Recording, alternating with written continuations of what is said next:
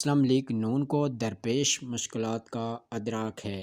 روس سے پٹرول کی سپلائی کا آغاز اسی ماہ کے آخر تک ہو جائے گا، جس سے عوام کو بڑا ریلیف ملے گا۔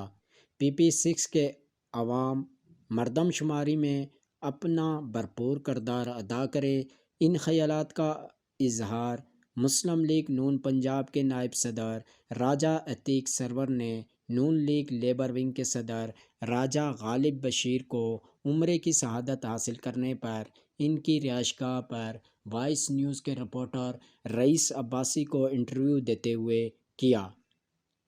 ان کا کہنا تھا، مہنگائی کا بیج سابقہ حکومت نے بویا اور اس کا خمیازہ نون لیگ اور عوام بھگت رہی ہے۔ ملک کو امران کی نااہلی نے وہاں پہنچا دیا جہاں سے واپسی ناممکن تھی۔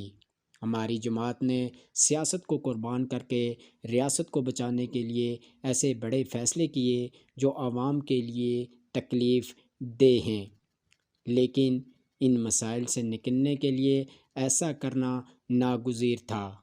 کارکن اور عوام ان مسائل سے ہم انہیں نکالیں گے۔